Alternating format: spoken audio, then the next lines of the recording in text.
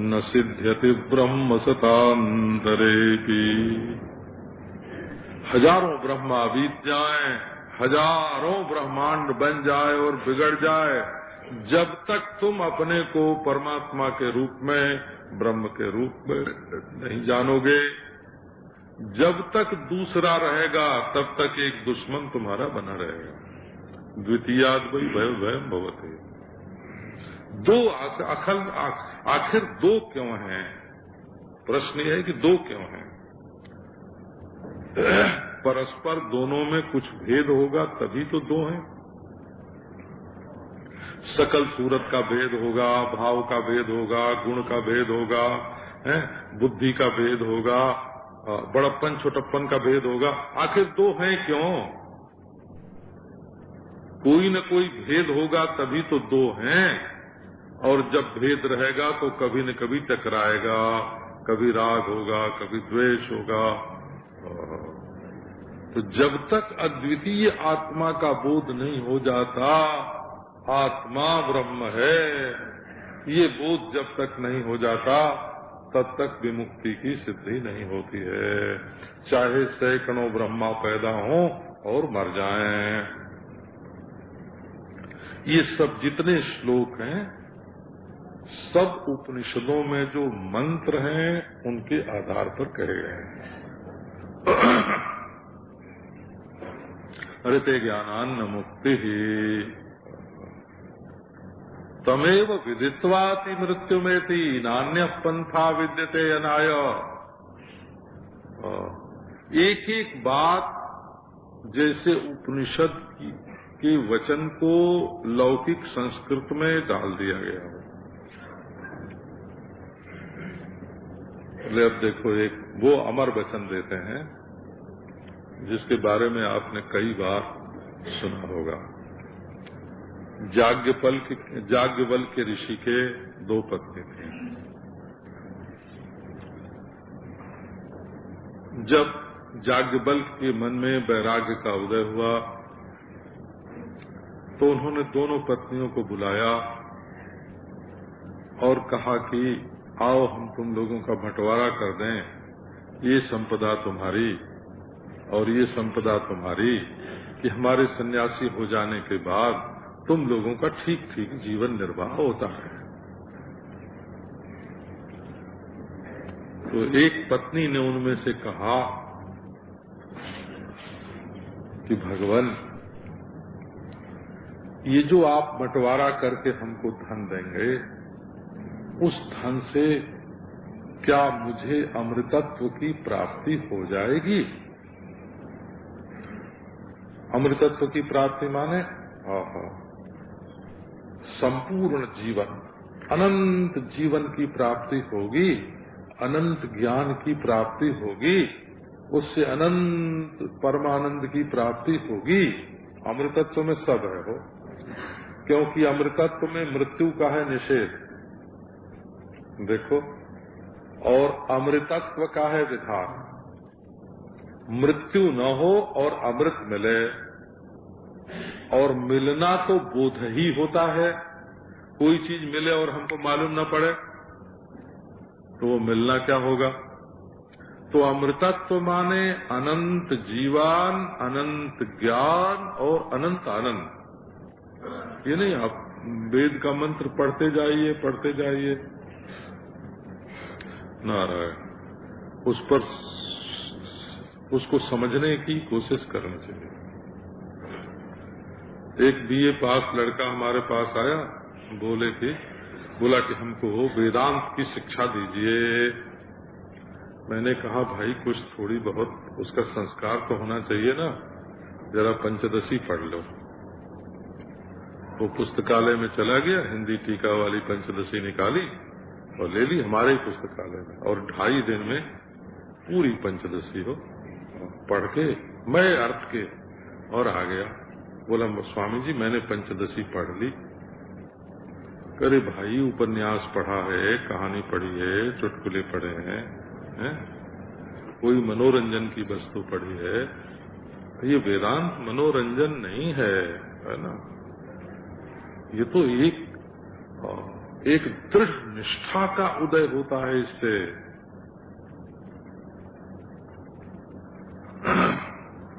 एक बड़े भक्त राज थे। अब देखो बात तो दो टूक कह देते हैं, क्योंकि प्रसंग वेदांत का है। ये स्त्रियां ब्याह में गीत गाती हैं ना, तो जिसका ब्याह होता है उसी का नाम लेके गाती हैं। ये नहीं कि ब्याह दूसरे का गीत दूसरे का। तो भगत राज हमको मिले और बोले कि स्वामी जी नहीं था उसमें, पंडित जी था। पंडित जी, स्वामी जी को पंडित जी कहना उनका आदर नहीं है, वो अनादर है। हाँ। जैसे हम लोग जब मद्रास में जाते हैं ना, तिरुपति बालाजी, बोलते सेठ जी, ऐसा है ना, हमको बोलते हैं सेठ जी, धर्म करो, दान करो, पुण्य करो बाबा, सेठ जी कुछ दे के जाओ। इतनी हिंदी उनको आती है बेचारा को। तो सेठ की द्वैत सिद्धांत सच्चा है। तो मैंने उनसे कहा कि महाशय जी, आप और आपके शंकराचार्य और आपके शंकराचार्य जिसको नमस्कार करते हैं, वो हमारे सपने में ऐसे सैकड़ों शंकराचार्य दिखाई पड़ते हैं और सैकड़ों जिसको नमस्कार करते हैं सो और तो। हम किसी के कहने से वेदांत सिद्धांत को मानते नहीं हैं। हम वेदांत सिद्धांत को मानने वाले नहीं हैं कि किसी के कहने से हमने उसको मान लिया है। ये तो हमारा अपरोक्ष साक्षात्कार है, हमारा अनुभव है। ये किसी के कहने से थोड़ी माना जाता है। कहो भाई, आप अमृतत्व पर विचार करो। मृत्यु नहीं है इसलिए सत्य है, और दुख नहीं है इसलिए आनंद है। आहा। और अज्ञा बेहोशी में तो आनंद कहाँ से होगा, और बेहोशी में अमर जीवन कहाँ से होगा। तो ये सत्य है, चित है, आनंद स्वरूप है, इसी का नाम है अमृतत्व। बोले ये धन से मिलेगा। ये पट्टे सेठ लोग होते हैं ना, सच पूछो ये क्या दुर्गति करते हैं उसको मैं जानता हूँ, भला आप लोगों को नहीं मालूम है। ये समझते हैं पैसे से हम साधु को खरीद लेंगे, पैसे से परमार्थ को पालेंगे, पैसे से सत्य को पालेंगे। का अच्छा बेटा तुम यही समझो, सच्ची बात बोलते हैं, भरी सभा में बोलते हैं, अच्छा तुम यही समझो कि पैसे से तुमको सब मिल जाएगा। अमृतत्वस्य तु नाशास्ति वित्तेन। याज्ञवल्क्य की पत्नी ने कहा कि प्रभु ये बताओ कि जिस अमृतत्व की प्राप्ति के लिए आप हम लोगों का त्याग कर रहे हैं, यदि ये धन आप हमको देकर जाएंगे तो क्या इससे हमको अमृतत्व की प्राप्ति होगी? और उन्होंने कहा कि नहीं, अमृतत्वस्य तु नाशास्ति वित्तेन। धन से अमरता नहीं मिलती है, धन से सच्चिदानंद घन ब्रह्म की प्राप्ति नहीं होती है। अरे आप तो बाहर की एक चीज को पकड़ के बैठे हो और कहते हो इससे सत्य मिलेगा। अमृतत्वस्य तु नाशास्ति वित्तेन। और उस पत्नी ने जो अमर वचन कहे हैं बृहदारण्यक उपनिषद में, ये ना हम नामृतास्याम किं तेन कुर्याम, जिससे मुझे अमृतत्व की प्राप्ति नहीं होती वो लेकर मैं क्या करूं। हे भगवान, हम ऐसे महंत को जानते हैं जिसका चेला चाहता है कि ये बुढ़ा मर जाए तो हम मठाधीश हो जाएं। उनका चेला चाहता है कि ये महंत मर जाए तो हम मठाधीश हो जाएं। जब बाप दादा बहुत दीर्घजीवी हो जाते हैं तो बेटे लोग कहते हैं कि हम कैसे सबके मालिक हो जाएं। एक को मैं कहा करता था कि देखो तुमको खतरा किसी और से नहीं है, लेकिन तुम्हारे मर जाने के बाद जिसको तुम्हारी संपदा मिलने वाली है उससे तुमको खतरा है। सावधान, अगर तुमको मारेगा कौन? तुमको मारेगा वही कि तुम्हारे मरने से जिसको लाभ होता होगा, जिसको फायदा होता होगा। ये है संसार की स्थिति। धन मौत का कारण हो सकता है, पर धन अमृतत्व का कारण कभी नहीं हो सकता। इत्येव हि श्रुति ही, ये श्रुति का वचन है। ब्रवीति कर्मणो मुक्ते रहेतु त्वं स्फुटं यतः। श्रुति कहती है न कर्मणा न प्रजया धनेन त्यागे नैके अमृतत्वम आनशु। क्यों भाई?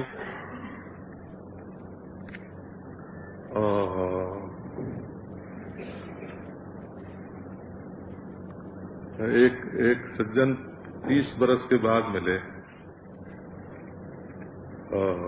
तो बोले स्वामी जी आप बम्बई क्यों रहते हो, वहाँ पैसा ज्यादा मिलता है। देखो सीधी बात आपको बोलते हैं, कोई छिपाने की तो बात नहीं है। मैंने कहा कि अच्छा तुम कहो तो हम यहीं इसी जंगल में पैसे की वर्षा करवा दें, है ना? पैसे की वर्षा करवा दें। तो बोला कोई मंत्र जंत्र, कोई लक्ष्मी सिद्ध होगी आपको। अच्छा, परंतु जहां, है ना, जहां रहने को वो सलाह देता था, उसकी सलाह जहां रहने के लिए थी, वहां तो हमारे पास बंबई से ज्यादा पैसा आता है। वहां भी रह के मैंने देखा है। ये पैसा वैसा किसी के बुलाए बुलाए नहीं आता। कितने सेठ लोग मरते रहते हैं, उनके पास आता नहीं, चला जाता है। और कितने लोगों को बिल्कुल अक्कल नहीं है, मैट्रिक पास नहीं है, तार खुद नहीं पढ़ सकते, और उनके पास आता है। हम जानते हैं ऐसे लोगों को। अत्यंत मूर्खों के पास भी पैसा आता है और अत्यंत विद्वानों के पास भी पैसा नहीं जाता है। ये तुम्हारे हाथ में नहीं है। भले छीना झपटी लोग दुनिया में करें, तो ये परमात्मा ऐसी चीज है ना नारायण, इसको घड़े की तरह बनाना नहीं है। इसको बने बनाए घड़े को जैसे देखा जाता है वैसे देखना है। धन से चीज बनाई जा सकती है पर वो बिगड़ जाएगी। कर्म से वस्तु बनाई जा सकती है पर वो बिगड़ जाएगी। घड़ा टूट जाएगा, मिट्टी रहेगी। देखो मिट्टी बनाई जाती है कि घड़ा बनाया जाता है। मिट्टी तो पहले से बनी बनाई है और घड़ा बनाया जाता है। बनता है घड़ा, टूटता है घड़ा। तुम्हारी बनाई हुई दुनिया, अच्छा अपने दादा परदादाओं की बनाई हुई दुनिया आज कहाँ है? हमारी बनाई हुई दुनिया भी आगे नहीं रहेगी। जो बनेगा, जो फरा सो झरा, जो फलता है वो झड़ जाता है, जो फरा सो झरा, जो बरा सो बुताना, और जो जलता है दिए की तरह वो बुझ जाता है। तो परमात्मा को बनाना नहीं है, बने बनाए परमात्मा को, नित्य सिद्ध परमात्मा को, परमात्मा साध्य नहीं है, परमात्मा सिद्ध है। बनाना नहीं है परमात्मा को, मौजूद है परमात्मा। मौजूद चीज को देखना पड़ता है, उसके लिए रोशनी चाहिए, उसके लिए फावड़ा नहीं चाहिए। परमात्मा के लिए रोशनी चाहिए। अभी एक दिया जलावेंगे, आपकी वृत्ति में एक ऐसी ज्योति जलेगी कि उसकी रोशनी में झट परमात्मा का दर्शन हो जाए। ऐसा है। इसमें तो आपका अंतःकरण दिया है, इसमें श्रद्धा का तेल है, इसमें वृत्ति की बत्ती है, इसमें तत्वमस्यादि महावाक्य से लौ प्रकट होती है, उससे अविद्या का अंधकार दूर होता है, अपने आप का साक्षात्कार होता है। और नारायण, ये कर के पाने का नहीं है, ये देख के पाने का है। ये कर के पाने का नहीं है, ये देख के पाने का है। ब्रवीति कर्मणो मुक्ते है अहित अहेतुत्वम स्फुटम यतः। ये कर के पाने का नहीं है, ये देख के पाने का है। तब का जरा देखिए ना, आइए कैसे देखा जाता है, जरा लो दीपक ले लीजिए हाथ में। अतो विमुक्ते प्रयतेत विद्वान संन्यस्तवाह्यार्थ सुख स्पृहसन संतम महांतम समुपेत्य देशिकम तेनोपदिष्टार्थ समाहितात्मा। ओम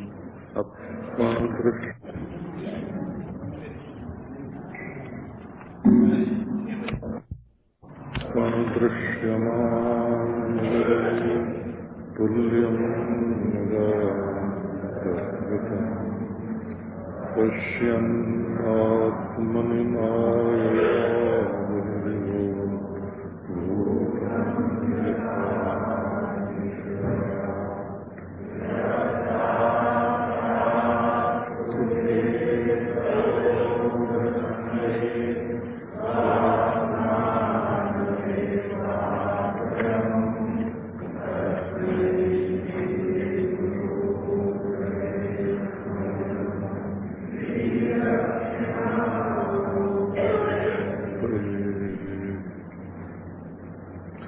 शिक्षा सर्वागमानां निखिल जनमनः पावनी कापि दीक्षा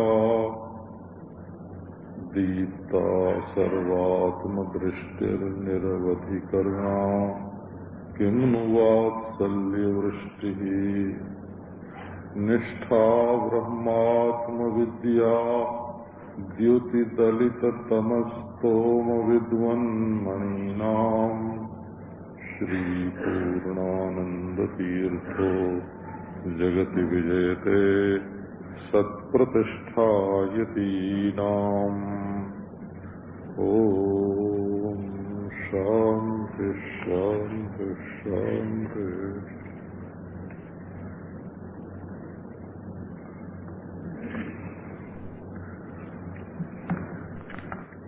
मुक्ति माने दुखों से छुटकारा। जैसे कोई कहे कि हम मुक्ति चाहते हैं, तो प्रश्न ये होता है ना कि किससे मुक्ति चाहते हैं? छूटना चाहते हैं तो ऐसे नहीं, कल्पना नहीं कर लेना चाहिए कि कोई मुक्ति नाम की वस्तु होगी, वो मरने के बाद मिलती होगी, वो परलोक में जाने पर मिलती होगी, हैं? और उस मुक्ति को हम चाहते हैं। वो समाधि में मिलती होगी, उस मुक्ति को हम चाहते हैं। तो ऐसी कल्पना नहीं करना हो कि जो समाधि में मिलती होगी या परलोक में जाने पर मिलती होगी या मरने के बाद मिलती होगी, उसका नाम मुक्ति है। ऐसी कल्पना करने से आदमी बड़े चक्कर में पड़ जाता है। मुक्ति माने इसी जीवन में दुखों से मुक्ति, संपूर्ण अनर्थों से मुक्त होकर परमानंद की प्राप्ति, इसी जीवन में। बोला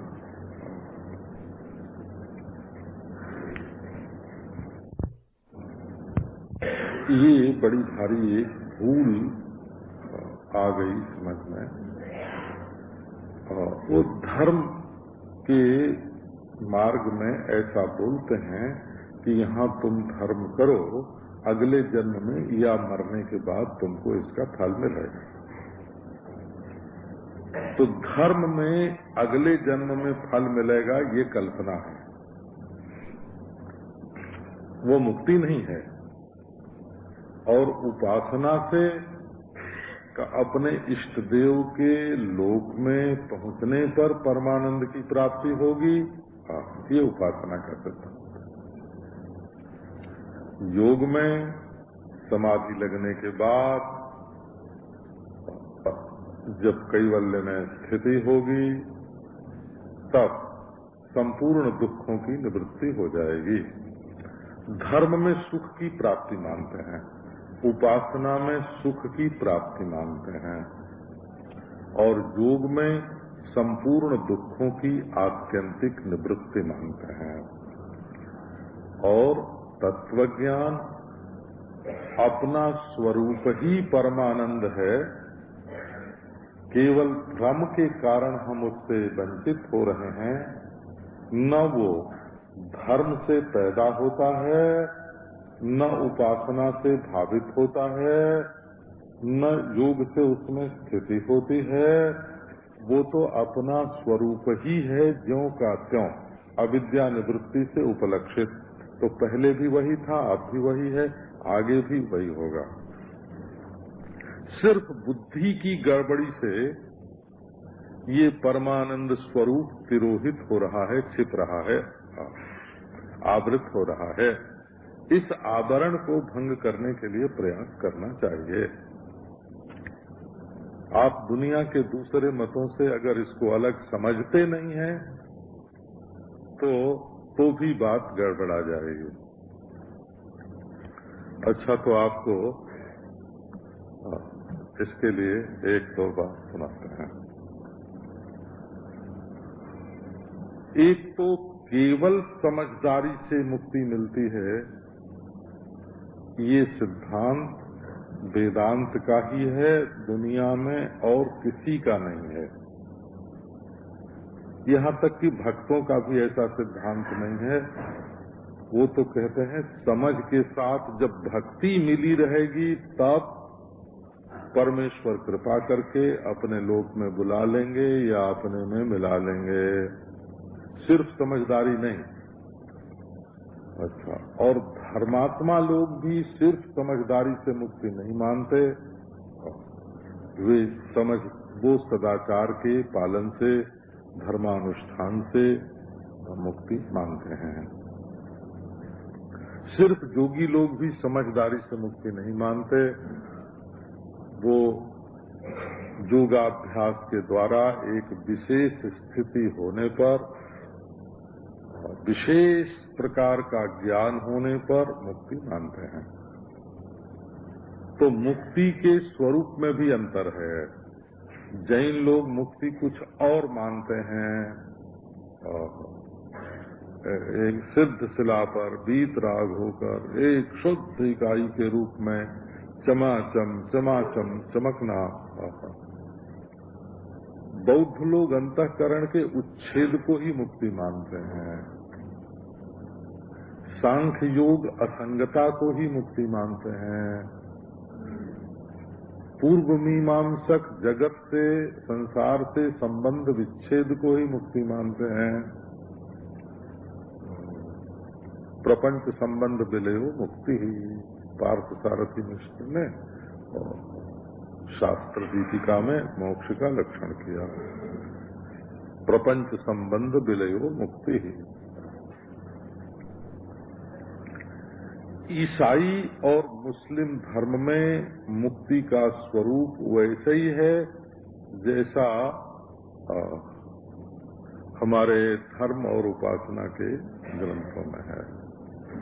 बल्कि उसमें से कुछ तो ऐसा मानते हैं कि कयामत तक तो कब्र में ही रहना पड़ेगा, और बाद में जैसे स्वर्ग मिलता है हमारे तो स्वर्ग मरने के बाद तुरंत मिल जाता है, और उनके स्वर्ग मिलता है कयामत होने के बाद। तो दोनों में बहुत फर्क हुआ ना। मुसलमान को बिहिश्त मिलेगा, पर कयामत होने के बाद मोहम्मद साहब जिसके लिए सिफारिश करेंगे उसको मिलेगा।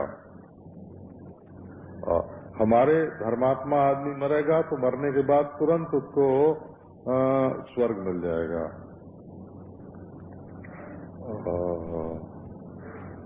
और उपासक होगा उसको मरने के समय उसका इष्ट देव अपौरुष एक पुरुष विशेष को भेजेगा उसके पास,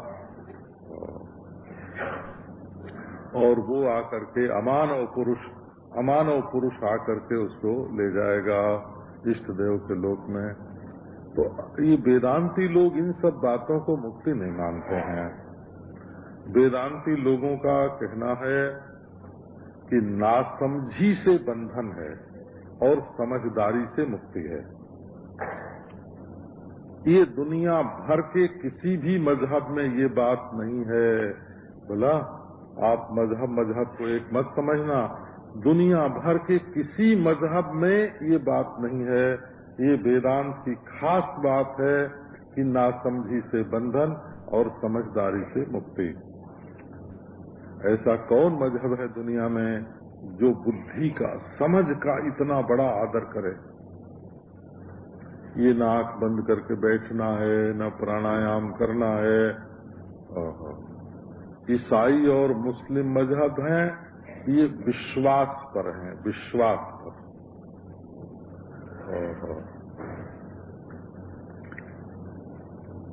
और धर्म और योग का जो पंथ है वो पौरुष पर है, पौरुष पर खूब पुरुषार्थ करो डटाडट। और भक्ति का मार्ग है ईश्वर के अनुग्रह पर। और ये वेदांत का मार्ग स्पष्ट है। कितना स्पष्ट है। अमृतत्वस्य नाशास्ति वित्तेनेत्येव हि श्रुतिः ब्रवीति कर्मणो मुक्तेः अहेतुत्वं स्फुटं यतः। देखो भाई, पैसे से आप सब कुछ खरीद सकते हो। पैसे से मकान खरीद सकते हो, स्त्री खरीद सकते हो, पैसे से बेटा खरीद सकते हो, परंतु पैसे से गोविंद, पैसे से अपनी मुक्ति नहीं खरीद सकते। क्यों नहीं खरीद सकते? तो पैसे के साथ तो तुम बंध गए। जैसे स्त्री पुरुष आपस में मिले, भुजपास में बंधे हों और कहें कि बस हमारी तो यही मुक्ति है, तो वो तो बंधन में ही मुक्ति की कल्पना कर रहे हैं। इसी प्रकार कोई पैसा उठाकर, है ना, रखे और कहे कि इस पैसे से मुक्ति मिलती है, तो मुक्ति क्या मिलेगी? वो तो पैसे से बंधा हुआ है। पैसा एक दूसरी चीज है, मैं एक दूसरी चीज है। दूसरी चीज के साथ जो संबंध है, उस संबंध का ही नाम तो बंधन है। अपने अनुकूल हुआ तो उसका नाम संबंध बोलते हैं, और प्रतिकूल हुआ तो उसका नाम बंध बोलते हैं। बंध और संबंध, बंध को सम का नकाब लगा दिया तो संबंध हो गया। तो जहाँ धन मेरा है, पुत्र मेरा है, स्त्री मेरी है, मकान मेरा है, परिवार मेरा है, ये मेरा मेरा जो है, ये जो किसी वस्तु के साथ संबंध है, मैं तेरा तू मेरा, ये जो संबंध है, ये अनुकूल होता है तब तो उसको संबंध बोलते हैं, और प्रतिकूल होता है तब उसको बंध बोलते हैं। तब ये शारीरिक नहीं है और ये धात्विक नहीं है। वो एक चीज का, रस्सी से रस्सी का बंधन नहीं है, ये शरीर से शरीर का बंधन नहीं है, ये धन से धन का बंधन नहीं है। 100 रुपए के नोट में 10 रुपए का नोट बंधा बंधा फिरता है। आपके ध्यान में ये बात होगी कि नहीं? 100 रुपए के नोट में 10 रुपए का नोट दिखाई तो नहीं पड़ता है। परंतु 100 रुपए के नोट में 10-10 रुपए के 10 नोट बंधे हुए होते हैं। एक एक रुपए के 100 नोट उसमें बंधे हुए होते हैं। तो अनुकूल होने पर बंधन दिखाई नहीं पड़ता है, प्रतिकूल होने पर बंधन दिखाई पड़ता है। और प्रतिकूल संबंध का नाम बंधन है और अनुकूल बंधन का नाम संबंध है। ये सृष्टि की स्थिति है। तो बाबा ये ज्ञान से, समझदारी से मुक्ति होती है। मुक्ति माने छुटकारा। तो यदि समझदारी से छुटकारा होता है तो नासमझी से बंधन है। अब आप देखो, नासमझी से बंधन, समझदारी से छुटकारा, इसका अर्थ हुआ कि सारा बंधन मानसिक है। बंधन सारा का सारा मनः कल्पित है, अपने मन का माना हुआ बंधन है।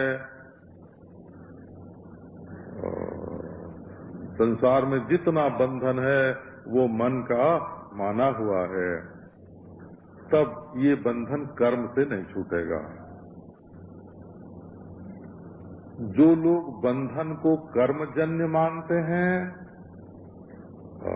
जैसे स्वामी दयानंद जी महाराज,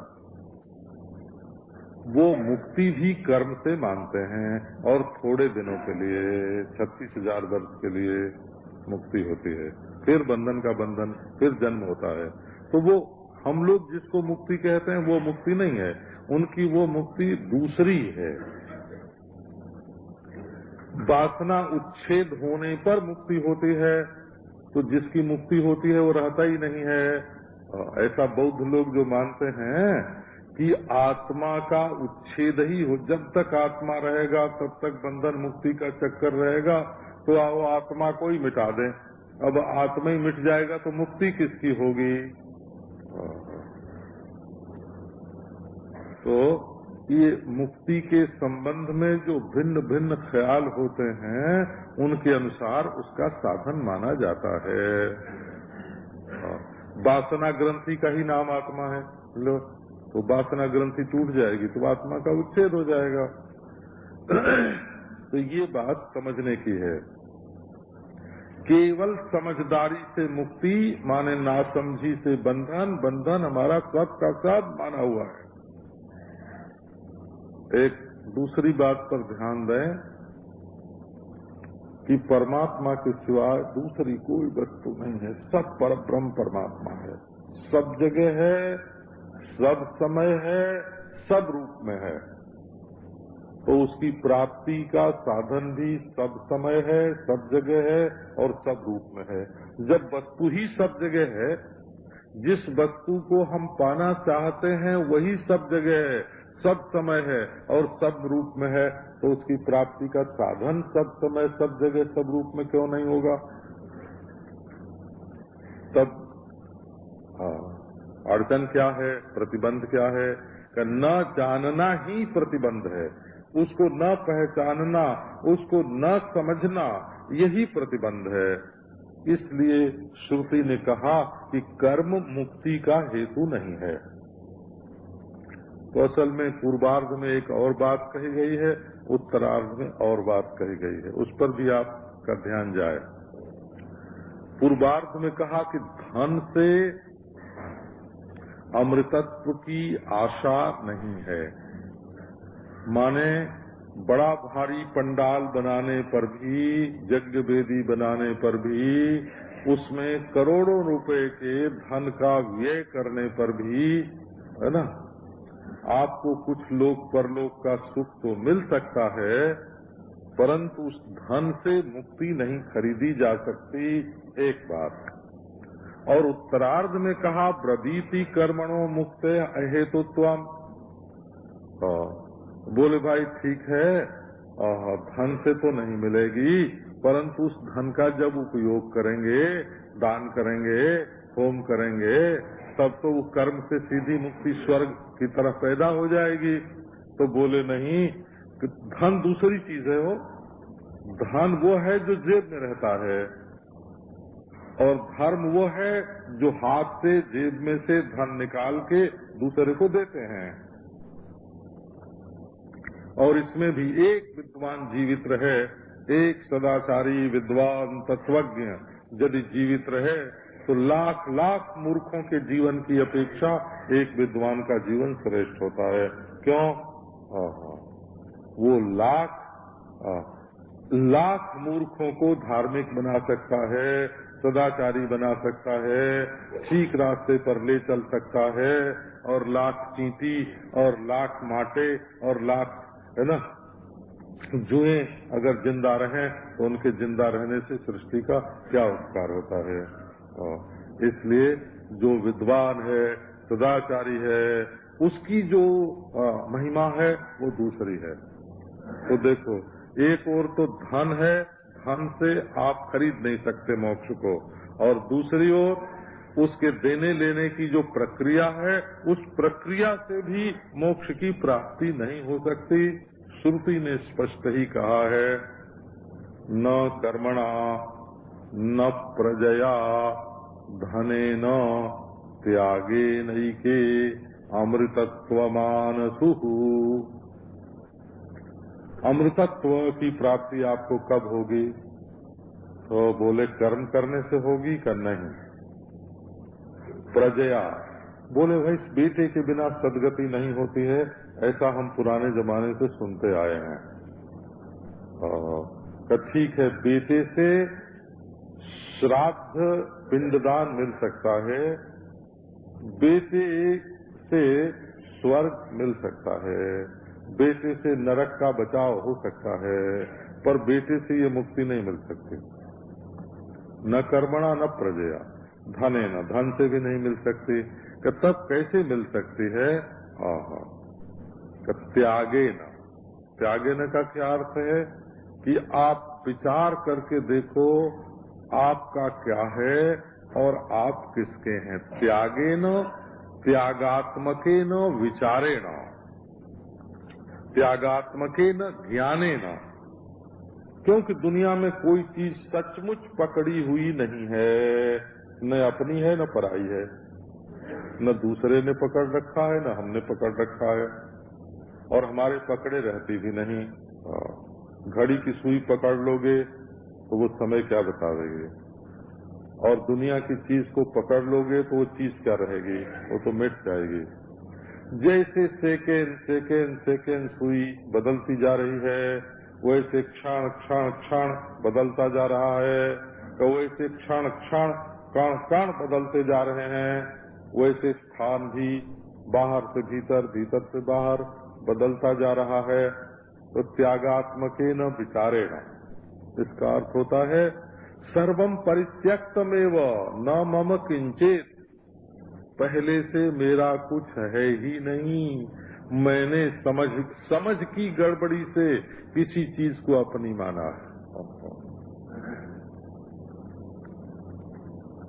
एक सज्जन दुखी हो रहे थे कि हमारा छाता खो गया।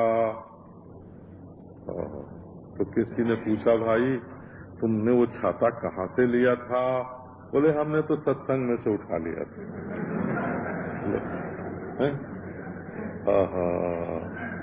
हमने तो सत्संग में से उठा लिया था। तो वो सत्संग में से उठाया हुआ छाता संसार की सृष्टि में से उठाई हुई एक चीज, उठाई हुई चीज, अपनी मानी हुई एक चीज, उसके लिए दुखी हो रहे हैं। स्थिति यही है। सांख्य दर्शन कहता है कि वस्तुएं सब प्रकृति की हैं, आत्मा की एक भी नहीं, वो तो असंग साक्षी है। वेदांत दर्शन कहता है कि ये वस्तुएं तो केवल चिलक मात्र हैं, है ना, 2 नंबर की चीज हैं, पैदा होती हैं और मरती हैं, इसको मेरा मानना, इसको मेरा मानना, यही समझ की गड़बड़ी है। तब अतो विमुक्ते प्रयतेत विद्वान संन्यस्तवाह्यार्थ सुख स्पृहस्तम संतम महांतम समुपेत्य देशिकम तेनोपदिष्टार्थ समाहितात्मा उद्धरेदात्मनात्मानं मग्नं संसार वारिधौ योगारूढ़त्वमासाद्य सम्यक् दर्शन निष्ठया सन्यस्य सर्वकर्माणि भवबंध विमुक्तये यत्यतां पंडितैर्धीरैः आत्माभ्यास उपस्थितैः अतो विमुक्त्यै प्रयतेत विद्वान। इसलिए विद्वान को चाहिए, विद्वान उसको कहते हैं जिसमें ज्ञान निवास करे। ज्ञान के निवास स्थान को विद्वान बोलते हैं। इससे फिर भाव में वैदुष्य शब्द बनता है। वैदुष्य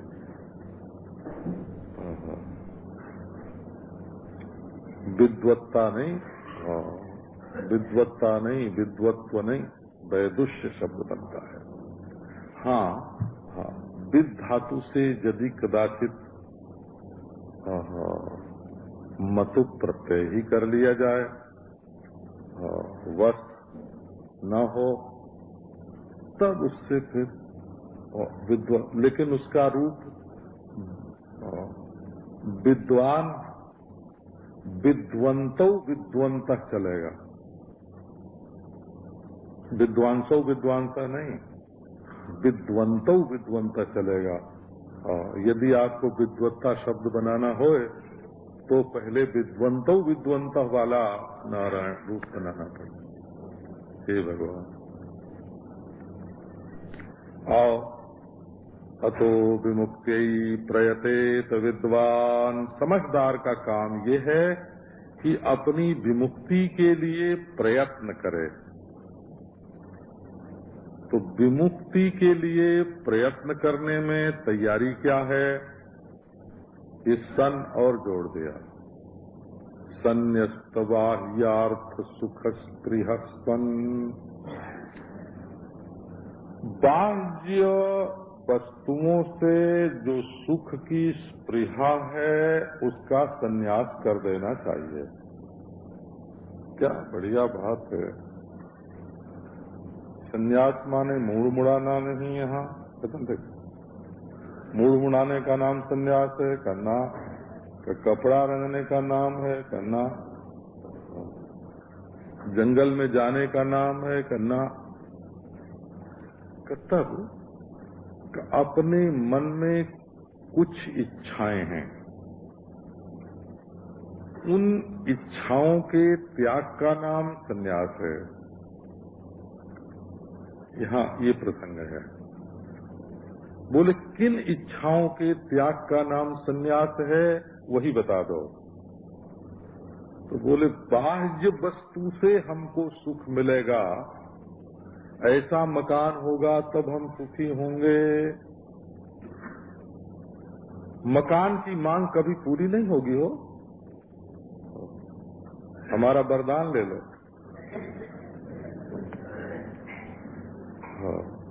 ऐसा होगा तो ऐसा चाहिए, ऐसा होगा तो ऐसा चाहिए। एक फर्नीचर पसंद नहीं आवेगा, हमेशा बदलवाते रहो। एक श्रृंगार पसंद नहीं आवेगा, हमेशा बदलवाते रहो। जेवर तुड़वाते गलाते और बदलवाते रहो, कपड़े बदलते रहो। बाह्यार्थ से जो सुख की स्पृहा है, वो बाह्यार्थ यदि एक ही रूप में रहेगा तो उसमें आपको मजा नहीं आवेगा। रोज नया श्रृंगार चाहिए, रोज नई डिजाइन चाहिए, है ना। रोज एक कुछ न कुछ नवीनता चाहिए। बोले अरे रोज वैसे ही वैसे रहेंगे तो बोर हो जाएंगे। आज तो बस कुछ ऐसा करो कि बिल्कुल नया नया दिखे। तो इसका मतलब ये हुआ कि सारी जिंदगी मकान सजाने में, है ना, कपड़ा सजाने में, शरीर संवारने में, बाल संवारने में, है ना, इसी में तो सारी जिंदगी बीत गई ना। तो जो बाह्यार्थ से, ये बौद्धों में एक किस्म होती है, उसका नाम होता है बाह्यार्थवादी। तो आप जानते हैं सनातन धर्मियों ने कई गाली निकाल रखी हैं, उस पर आपको ध्यान होगा कि नहीं होगा। जब कोई मूर्ख होता है तो उसको ये लोग बुद्धू बोलते हैं। आपके ध्यान में ये बात बैठी है कि नहीं? है ना? मूर्ख को बुद्धू कहने की रिवाज कैसे चल पड़ी? बौद्धों को गाली देने का जो मन था ना, उससे मूर्ख को बुद्धू कहने की रिवाज है। अच्छा, ये बाह्यार्थ शब्द जो है ना, इसको हमारे गांव में क्या बोलते हैं? वाहियात। वाहियात बात मत करो। ये वाहियात कहाँ से आया? ये बाह्यार्थ में से निकला। तो असल में जो आत्म सुख है वो तो अपना अपमान सहते सहते बेचारा सन्न पड़ गया, सुन्न पड़ गया। जो आपके दिल में परमेश्वर था अंतर्यामी, यदि परमेश्वर कहीं है तो वो सब में अंतर्यामी है और आपके हृदय में बैठा है। और यदि आत्मा नाम की कोई वस्तु है तो वो आप ही है। ईशते आत्मा अंतर्यामी अमृता, और आत्मा अमृत स्वरूप है, अंतर्यामी अमृत स्वरूप है, ब्रह्म अमृत स्वरूप है। उसका तो आपने किया अपमान, उसको तो घर में धकेल दिया, बंद रहो। क्या अपनी घर वाली है, वो तो बंद कमरे में बंद, बिल्कुल। और सुख ढूंढने के लिए कहाँ निकले? बोले बाजार में।